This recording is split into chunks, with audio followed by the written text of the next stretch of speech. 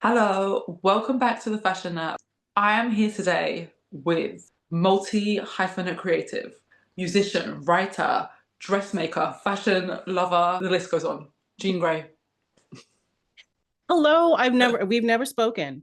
We have never met. Okay, we need to fill the viewers in because we did this before and the file does not exist anymore. It's fine. It's Um, fine. It's a very time loop situation. I'm mhm, used to it. What I didn't get to say to you last time was that my feeling of kindred spirit is always correct because you were saying that when you do recordings, sometimes like things just glitch out, they break. For decades, I would be in studios.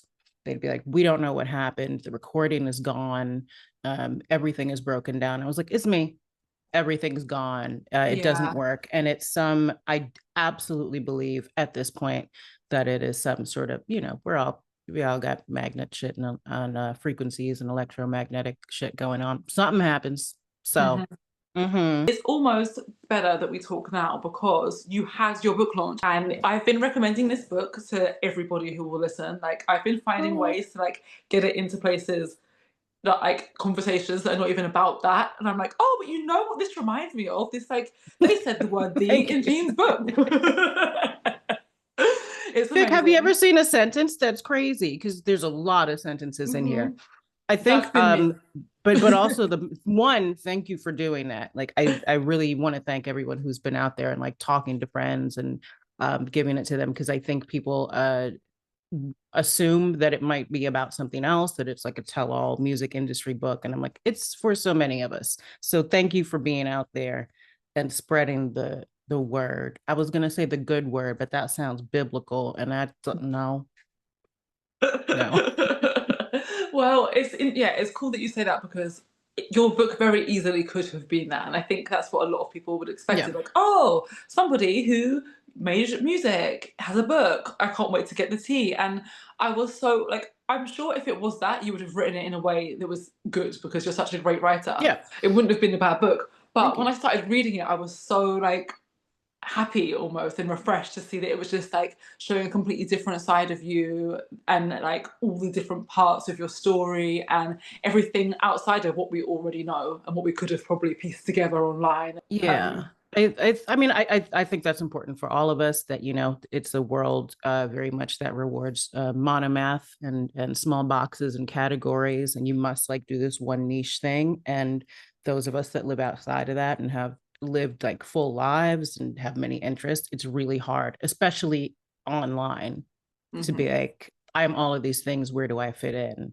One thing, because people might be sitting here watching saying, okay, great story, thank you, but is this not the fashion nap? Well, this book is so full of fashion also, so we're going to get into all of that, but let's start all the way at the beginning. Jean Grae, what is your earliest fashion memory? I thought about this and I initially answered, and it's still the correct answer, that it's not like one thing. It's kind of like how music existed in the home, that it'd be hard to say what's my first song that I remember.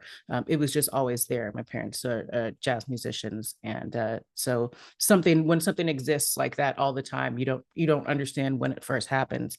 Um, and I was talking about my mom thrifting and her love of designer clothes, but not just like thrifting, like her true hunt, uh, her love of the hunt for discounts and labels and materials. And when it wasn't doing that in the thrift store, it was going to Barney's just down the street and waiting for like their big sale. Um, and her teaching me about different designers. But now I truly think that the one that sticks with me is my mom's love for berets. Mm. And but also I think that was a very like late 1970s, early 80s sort of thing. Uh, and I watched a movie the other day with this kid, a little kid wearing a beret, and I remembered that my mom always put it on me like, okay, it should lay flat, right? You want it to look chic, and but the way that adults put berets on little kids is so it looks kind of like a chef's hat. I remember being mad that hers looked so cool, and it was just like kind of perched there and you didn't know how it was staying on. And I had this like a chicken pot pie. Like like a pastry. And I just remembered being angry, and like the little antenna, just a pastry with an antenna, and it was not chic and it was not French. And I think I got upset about that. And I would leave the house and go to school, and I was like, and inevitably lose them because she was right. Like a little like tea light candle with the Yes, like a tea. when you're really into fashion, like even at such a young age, or like this isn't right, this isn't chic, like this is not the vision that I had. I remember having a similar experience the first time my family were like, oh, we're going to be in the carnival. And Mm. I had like the Caribbean, like carnival queen, like look in my head. I was 7, by the way. And I was like, wow, I can't wait. And then they dressed me up as like a little flame. And every picture, I was just like furious because what? No, no, no. Sorry, it wasn't a flame one. It was a fish. I was dressed as like a fish with like a thing that was like Oh sort of front and to the no. back. And I was furious. But it's like, of course I wasn't going to wear that. But in my head, that is the look. So why are you not giving me the look? Why? Like, and it's not a fashion Oh, moment, but it should be. And it is. And straight away, you were like, this is not what a beret is supposed to be giving. this is not it. This is not what I'm seeing. There are so many Vogues in the house. I have seen the Vogues. This is not, nobody's wearing it like this. And also, none of the other kids in school were wearing berets, which I didn't mind. But I was like, this is not a representative. You're like, here's the source material that you bought, by the way, Yeah. the Vogue. I love that you went thinking you were going to be just sexy and Mhm, skin, and they put you in a children's play. You know how when children are mhm. excited to be in the play and then they make them the tree and they're just It was very that. To this day, I've been meaning to join the carnival just so I can redeem myself, but I just miss the window every year. Maybe next year. there. There's more than one though, No, I know, but I just meant all like around. Notting Hill is like right You should there. go. You got to do it. Yeah, I need to do it. When we get older, like there's so many things like we don't need to do in those expectations, but I think it is also so important to be like, I had this wrong that I wanted to right. Hmm. I can go do that. I can go do that Yeah, now. I think the If, outfit is even like better would be if you went as the fish. stop it. An introduction in your book that straight away, I think I messaged you immediately. I was like, I feel seen. I'm 4 pages in. First of all, it was a warning that you speak candidly and sarcastically about death a lot and deal with it basically. And then it was just laced with like a little bit of fashion, a little bit of ab fab references. You were having like a moment that sounded very traumatizing and Mhm. horrific, and you were kind of weighing up the options of life and death, and the reason to live was you had not yet donned the perfect tennis outfit. Disclaimer: Jean does not play tennis, but who cares? No, But what is the look? Because that's the first thing I was like, I need to know what the look is. the look is very classic.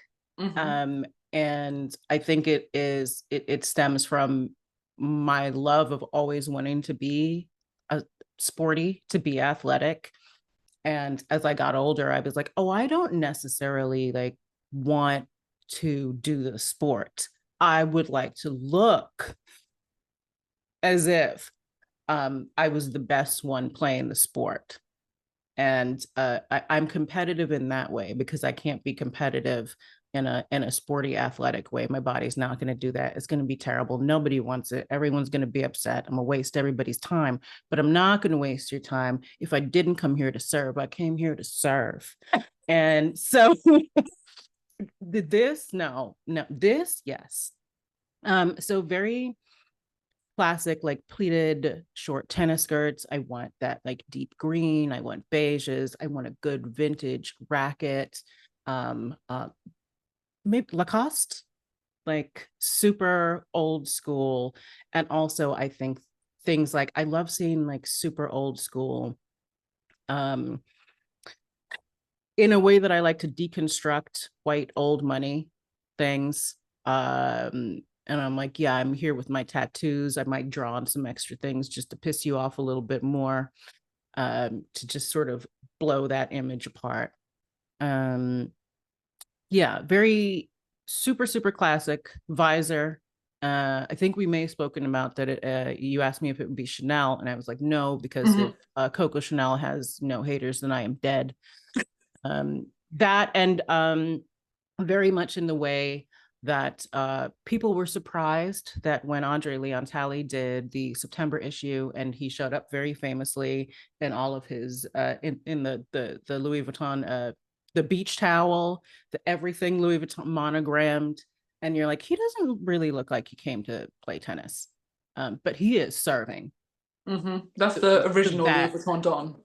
oh, and people were like, oh, it wasn't, it was just for the movie, it wasn't, he wasn't really doing it. I'm like, do you think Anna Wintour is like, let's train all these people to, what do you think everything in fashion is like that happened? And then the photographer happened to be there. Very much inspired by André Leon Talley in many, many ways. So not necessarily the outfit, but the feeling of just bringing a little bit of something's off, but it's fabulous. Like, I don't believe you. And I'm like, do you not? Why would I have all this stuff? You think I got this stuff just for this? That's weird. It's like all the gear and no idea. When the book was on pre-order, it's out now. Go and buy it anywhere you can buy books. But when it was on pre-order, you were offering that someone could win a pair of trousers made by you. And it's like fashion is just infused into every layer of what you were doing with the book. And you've also been breaking down all these different fashion Easter eggs that there are throughout the book in like grave detail. Did you always plan to weave fashion into your project like this, or was it just like your natural way? It just is. I think it's there very much in my everyday life. Like I'm not I would have to plan to leave fashion out. Right. You know, I it's not, it's everything. I'm thinking about what I'm gonna wear to sleep in. You know, I'm thinking about how those things work, even just in terms of comfort, how I'm feeling throughout the day. It's always been a part of everything. I think, again, I was mentioning small categories and boxes, and I think it has been overlooked with me and my journey through presentation and music, because people were very focused on uh, how I was able to have a vagina and also rap well. So people are like we can't think of anything else. That's just turn it off. Don't see it. But it's always been there, and it's always been like very, very loud. So it's always interesting to me when people are like, oh, this is new. I'm like, not really. It's new in the way that I'm like, the only way it's going to work is if I lead with it this time, so that there's no mistaking it. And yet somehow, girl, Oh, really? somehow it'll be like, let's make it about something else. But yeah, there's no way for me to leave it out of my life. My fashion thoughts are probably about a solid 92% of my thoughts. Okay, yeah, hard to relate. Whether it's like old references, or going back and looking at things, or you know, creating new mood boards on Pinterest, or looking for new stuff for the summer or the spring, or like what I'm going to be going into, like what era I'm feeling like I'm in. Right, I'm never watching TV, watching movies. Like I never don't see it, you know. Because one thing that I learned the first time we did this call that now has happened and we can chat is like, for the launch of the book, you staged your own funeral, which is a whole thing in and of itself. Like the fact that that's the sub part of this question is actually insane. But that's just like, hear it, absorb it, accept it, listen to the next Sure. You made everybody's outfits for the event. Now, when we were speaking before, you were just like, I'm on my way, I'm getting the fabrics, like, Yeah. what did this entail? Who were there? People that were like part of the funeral that was dressed, or was it the guests? Like, we didn't really go into so much detail because you were still at the start. Now, can you tell me everything? Yes. Also, I want to add that nobody asked me to do that. There was no requirement. you may relate to this, or whoever's listening may relate to this very much, that when we you've got something in your mind that you've been planning for a very long time. You're like, I'm expecting it to go this way. Uh, and realizing that when you're in the situation, that so many things start being out of your control. I think the narrative of fashion and being like, I'm going to dress everyone who's going to be on the stage with me that night. My DJ, the moderator, my two friends who were doing eulogies, my editor who came and handed out baguettes. And I was like, I want to, this can be an opportunity for me to do like a really small collection, because the narrative is already there, the theme is already there, and I also can't control asking everyone in the audience to come dressed fabulously. But who can be dressed fabulously is all of us. And if I'm disappointed at the way any of the rest of this goes, I'll be like, yeah, but I did this, but we look fab. But at Yes, least this we was looked all good. trash, but we look good. No one can take that from us because we look great. Maybe 3 people show up, but we still fucking look great. It was wonderful. I was very not present, as we tend to do at big events. I thought you were When going to say at our own funeral. I was not there, I didn't go. Like, I was there, I was on stage. Everyone said they had a great time, but when you've done Yeah. so much, you dissociate and you kind of Mm-hmm. go away, and you come back, you're like, oh, was it good? Did everyone um so I made all the outfits in over the course of 2 nights. 2 nights. And that was like what, like five? I'm trying to count what you just said, like 5 legs, 6 legs? Yes, I saved myself uh for last, and I was like, I generally know what I'm going to do. One of the dresses I had planned for my friend Emily, I found this just amazing fabric, and it kind of looked like this if you've seen the cover, or if you've seen like the additional like Easter egg photos I have this one picture where I'm sort of like got my foot up on the coffin, and I've got the Margiela Reeboks on, and this like hakama, but worn as like an apron, and I painted it red. So I walked into Mood Fabrics and I saw a fabric, like I was like, did I make this? Did I Was I here before?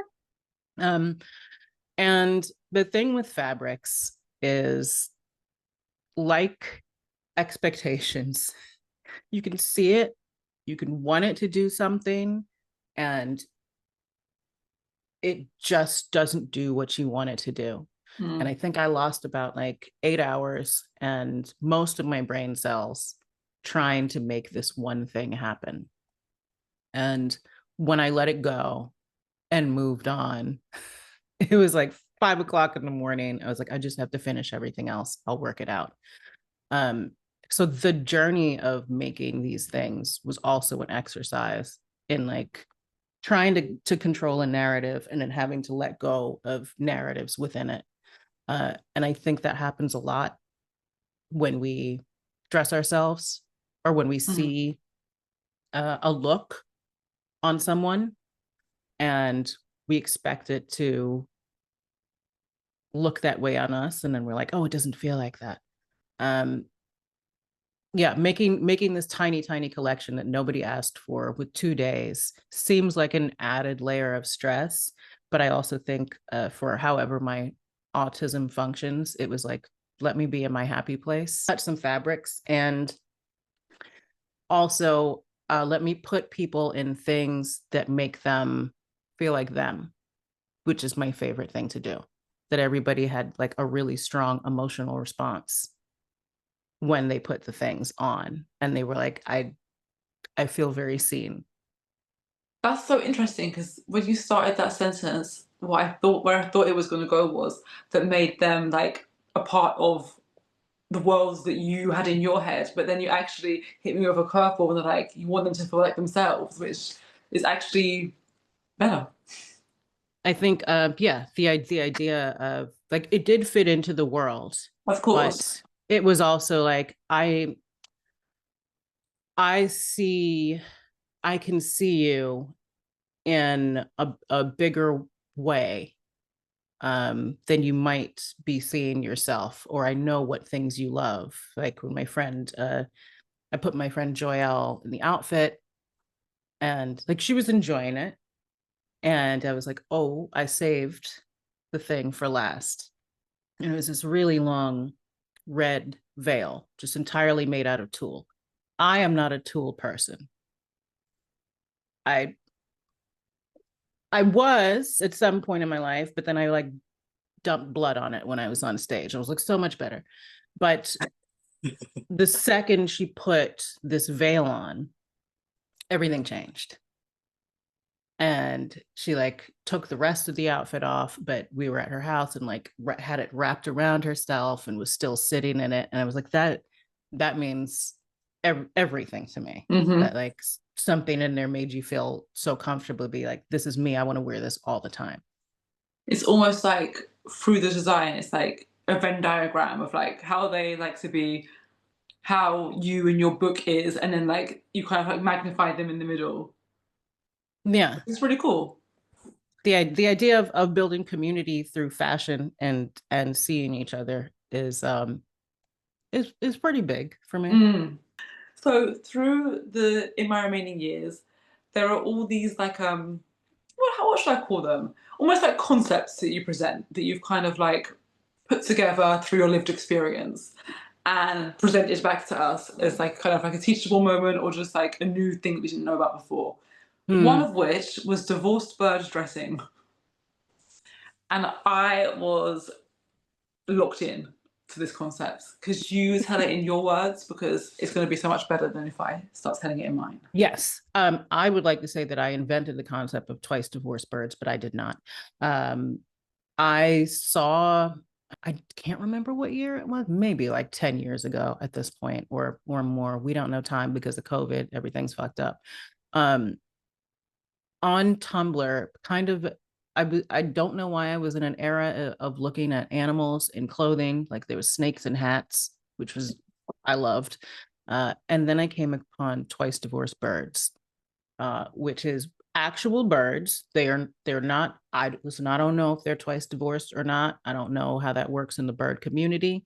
I don't know if they're single, but they look as if they are very rich and have come into some money, not once but twice. It's very the plumage is like it looks like it could be stoles and boas and mink coats and jewelry and very very aristocrat birds, fantastic makeup. And when I saw these birds, I believe I had not, maybe I had been married the first time, but I already knew. And I was like, this is me.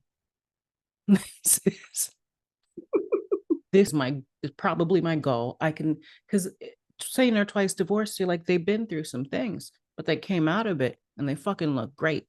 And I want that for me. And so it's wonderful that the twice divorced birds are out there. And it also is terrible for us because our role models are birds. And that's a problem. That's a problem. Better role models. And if we had them, I wouldn't be like, word, birds. That's who I want to be when I grow up. But it was inspired. They're still inspiring. They're still very inspiring to me. This is what happens when there's a lack of representation. A You have lack to of go to the animal representation. kingdom. But your book is a plethora of representation. I'm going to jump to a different question because that was a very smooth transition. If That I was say a so good myself. segue. That was a great segue. Because some of the topics of this book, I'm just going to reel them off, are divorce, decentering men, opting out of gender, choosing to be child free, to name a few. And I Yeah. think those are all things that we don't talk about enough. And definitely there's a lack of representation. So now you have the twice divorced birds and Jean Grae. You have me. And you're right. I think a big part of this book and why I wanted to do it is because I wish I had me, you know, growing up. And there are like glimpses of things that we can put together and try to mash them all into one place. But I don't think it's been done.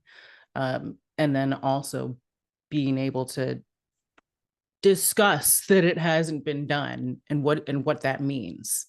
And now I find the discussion, I haven't spoken to enough people. I don't think enough time has passed since it's come out. But a lot of the conversation is not about that. Ooh, Is not addressing it. It's not addressing it yet. Okay, but actually, wait. So if the conversation is not about any of that, then what is the conversation about? Just that the book in itself exists. Like, hey, you wrote a book. Yes. Right. And I'm like, oh, that's very interesting. I feel like we haven't gotten to the point. Like we're not comfortable about talking about it and what it means and why it's there and why it's important. So thank you for saying that. And I like even in you shouldn't read the reviews. Don't read the fucking reviews. But it becomes a very general topic. And I'm like, I think it's important that we, list the things, say the things, talk about the important things. That really shocks. Well, no, that's a lie. It doesn't. No, it doesn't. Me. No, it doesn't. I was about to say I was shocked, but then I was like, wait. Because for me, when I read the book, I mean, not all of the things on this list apply to my life, but I know friends that have been divorced. I know friends that are reckoning with their gender right now. I know friends that are going through like all the different things in the book, and I'm texting everybody the link being like, you need to read this, you need to read this is going to be helpful to you. Is that not the point of what happens when you read a book, is to like absorb the information and then share the information? It is the point. It is the point. It is very much the and point. The fact that there's fashion is just like the cherry on top. I'm like, oh, and P.S. there's looks. So like, yeah, P.S. There's what is there not to like about planned this book? looks. Yeah, about even in that conversation about divorce, I was like, I'm not going to handle it in the way that you think it would, but I'm definitely going to talk about the representation that we've had has been that we are expecting this kind of community, especially being from New York. You're like, where are my other 3 friends? Why are we not at brunch with champagne and wearing these outfits? Like, what am I doing? I'm just sitting here with my cat and I'm making food for a single person, and that's different for me. What is happening? But in that, yeah, there's disappointment in the lack of community. There's disappointment in the lack of conversation, and of course, there's disappointment that I'm not out there living like Carrie Bradshawing around with my friends doing the fashion, because it was presented as part of the deal, which is why Twice Divorced Birds feels good. And you're like, well, at least they're out there. Well, it's the Barry all over again. Yes. You talk about that you love to write fiction. So even the way that you tell the parts that are very much like the truth is very descriptive. And I think last time we spoke, I said I put you in my storytelling list with like a Pat Cleveland or someone who really like takes you there when she talks. Shut up. But it's like, you feel like you're in the room, right? It's descriptive, and it's just like, even if you're describing something that's like just real life and like we've all experienced, the way you present these concepts, it's so entertaining. And then when the entertainment passes, you're like, oh, I just learned a lesson.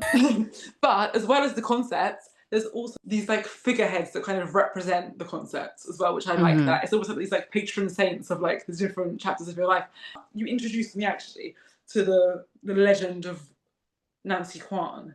Could you please go into it and what she represents to you? Nancy Quan is a Chinese American. She was an actress. I'm not sure if she's in many, many things right now, but a fabulous, gorgeous, very talented woman who during the 1980s was the spokesperson, perhaps, for a product called Pearl Cream.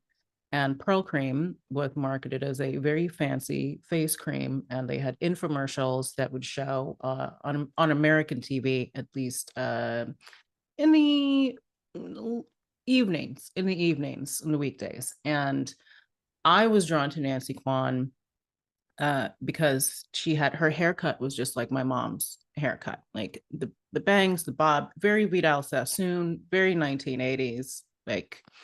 And my mom was very heavily into cosmetics industry, face creams and stuff, which meant I was very into it. And I knew probably too much, knew more than like a 7-year-old. I'm like, oh, it's Shiseido.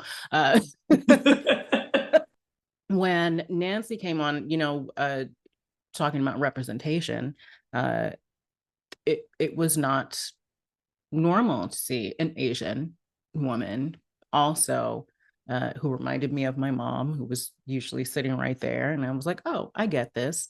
And she pitched Pearl Cream in a way to mostly white America, I will say, that they would be wondering why, I'm going to say Asian women, not the word they used to say, why they always look so young. And in my mind, I was like, and she was like, do you ever wonder why white women look so old? And I was like, I do. And she was like, well, here's the secret. And yes, the whole pitch was that it was, exoticizing this magical pearl cream made from real pearls, it said. And also because I was like, I want that. I had no idea that it was going to be like, my mom looked very young, and I was like, yeah, look at that. We're doing great. But she still used all the cream. So Nancy was a figure for me in representation, in like business wise. I was like, oh, I guess you could get out there and sell these things. And I too could be a fancy woman. I want to be like my mom. I want to look like Nancy Quan. And I always wanted pearl cream. And Nancy was a very great representation for me, really young, of a woman I would like to be in my 40s, you know. And I was like, maybe I too can sell creams to white women. I can do anything. It was definitely that. It was definitely like I could be anywhere. I could see myself in more places if I could see Nancy there.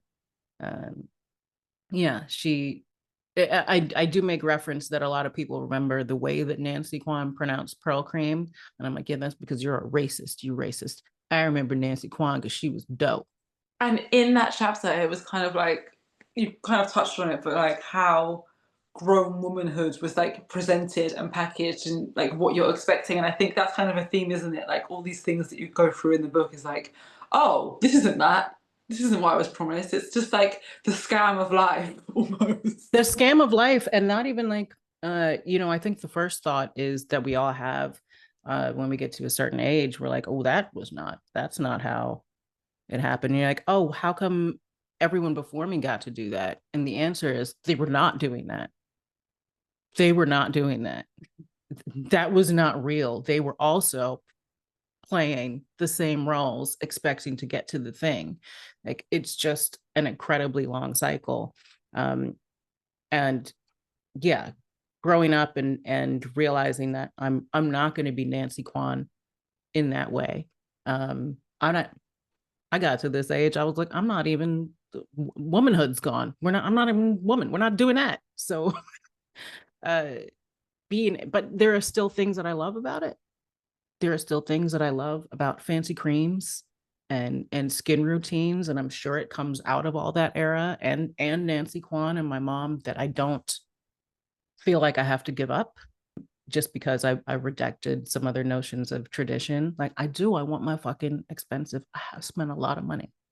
Do you know what? One thing you said when we spoke last time that's been like the intrusive soundbite in my head ever since is when you talked about the heavy clink of the lid, and I could hear it, and now I just keep hearing the clink all the time in my head. And now I think I need to buy a glass cream. You hold on. Because I Do you forgot not have about a it. do you not have a glass? Do you not have a I good had a glass mask jar? that was in one of those. I finished it. And only when you said it, I was like, yeah, everything used to make that sound. That What happened really, to that that?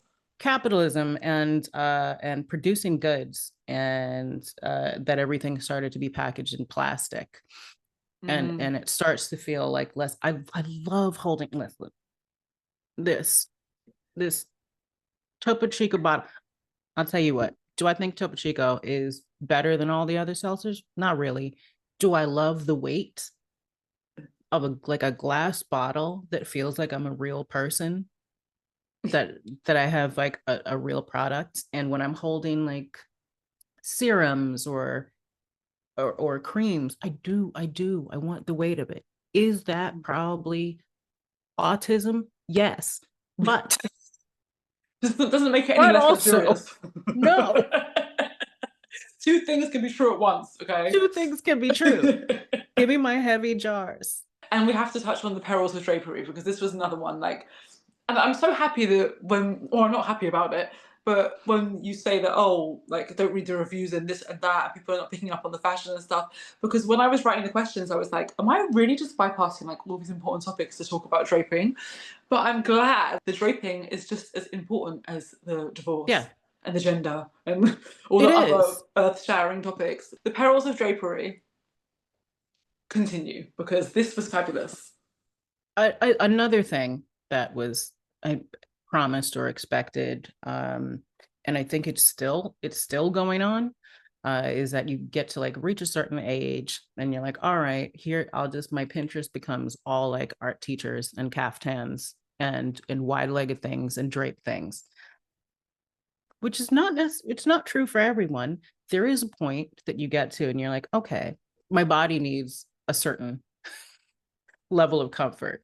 And there are certain things that I'm learning that I don't need to be, my clothes don't need to be flattering to be held to a patriarchal standard, because that's also part of white supremacy. We don't do that. Stop saying something isn't flattering and you need a better silhouette and put a fucking belt on it. Shut up. Like, you can if you want to. But I think reaching a certain age, those things start to fall away.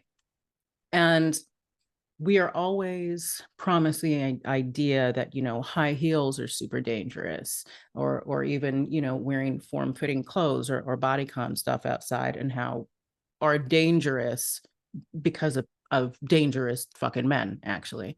And no one, absolutely no one, said that wearing draped and wide-legged and wide-sleeve clothing was going to be dangerous. And if you don't know and you're watching this, I'm going to tell you right now that it is, because I almost die multiple times every day. Just yesterday, wide leg pants, going up the stairs, almost tripped 5 times and smashed my teeth in on the stairs. What are we talking about? Because your foot gets caught in a thing. Wide sleeves, door handles, pot handles, food everywhere.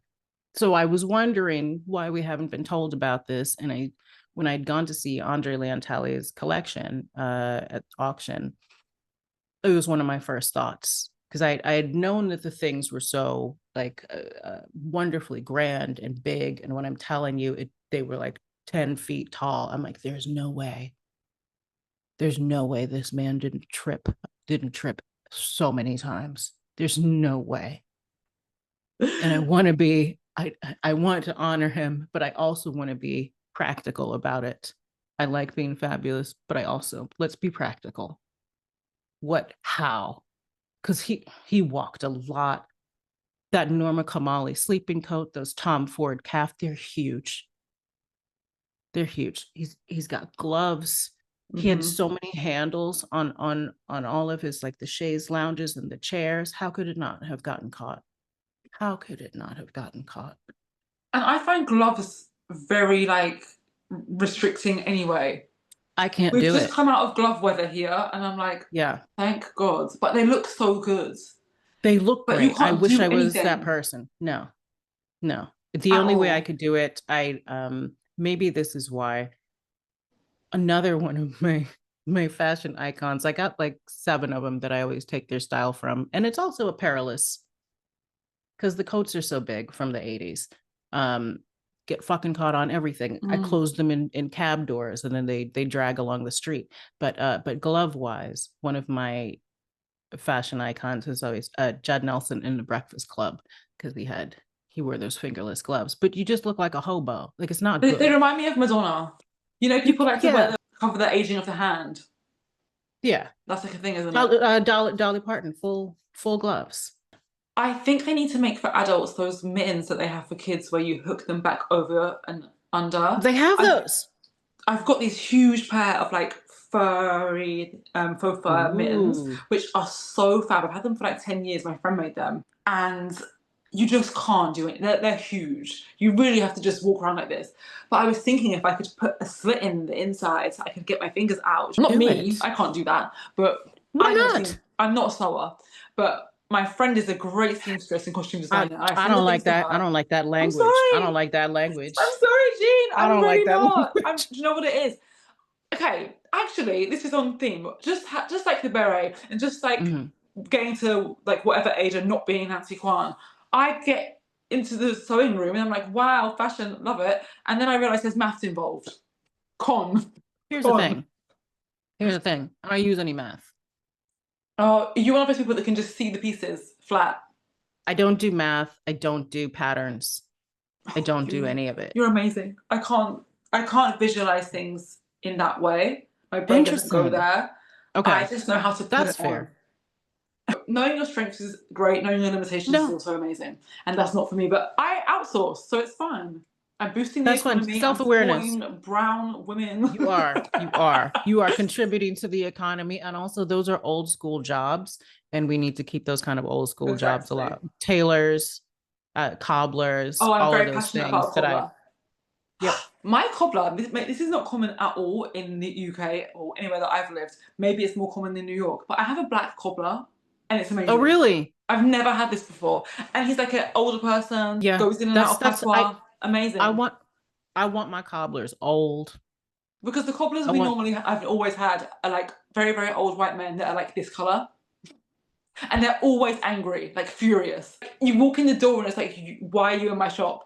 But this one, he's happy, he's welcoming. I was like, I have a black cobbler and I'm so proud of it. no, it's a fabulous thing to have. Mhm. I don't think I got to that part in the book, but I do tell everyone, and especially if they're younger, I'm like, when the idea that you're not, shopping disposable fast fashion anymore is when you start to have pieces and you want to take care of them and they're good Mm. quality. And even if you're buying things that are secondhand and thrifted, you can always take them to the tailor. You buy good quality stuff. You buy sustainable, non-synthetic materials. You find a good cobbler. You find a good tailor, and you keep your pieces alive. Like it's incredibly important. I do not have a black cobbler, but now I really, that would make me happy. I was like the news broadcaster about this. I've never, No, never in it's my good life, news. never in my life, and it's just been the best thing ever. It's been a great Did your experience. friends did your friends get very excited about the cobbler with you? Because I would The get ones very that get it excited. did.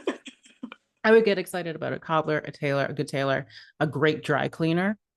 Um, and in the future, I would like to reside somewhere where someone came around with that knife sharpening truck. I like those kinds of we are taking care of our things. We're not just, throwing them away. That's like the kind of convenience that people forget about. People see convenience as like Amazon. I think people look at things like cobblers and tailors and knife Yeah. sharpeners more as like luxuries nowadays when it's actually like convenience because you're not doing it and it's like more of like it should be more of a necessity, but people Yeah. don't see it that way. Like, oh, you can afford to get your clothes tailored. It's like you can afford to do a £600 Shein haul. The idea of buying like 800 things instead of the one thing. Like you could have that one thing for a long. You don't need the 800 things. Which is another But scam. it is another scam. And it's part of being like really, really intentional with the stuff that you have and the stuff that put on yourself and put in your closet. Like be intentional with it. And that's one thing I really appreciate about you when I look at your fashion posts after speaking with you. It's like I can tell you like the good stuff. I like people that like the good stuff, and it's not even in like a snobby, like stuck up way, like people get in their No, head. It's like I can just tell you have a real appreciation for the things around you. definitely been called pretentious. And I'm like, why? Because I can't have like a certain standard. There's that part at the end of the book where I'm talking about yeses and nos. And there's a statement. I'm like, oh, this is here to remind myself that the standard is the standard. I don't care. I don't care if you don't think that I deserve things that are like that. Um, that's just what it is. I like those things because I like those things, and I don't have to lower it because any part of my existence makes you think that I don't deserve that. You know, Mm-hmm. it's I do. I like the fucking nice things, and it doesn't mean that they have to cost much. When you go thrifting, pick out the great things. Don't pick out the fucking polyester shit. Your skin can't even breathe. That's just gonna fall apart. Like, go look for some good, amazing things. You can find fantastic things for fucking $6. Like, just be intentional. It's so true. That's something I really enjoyed when I was reading the book as well, because it comes up and it comes through.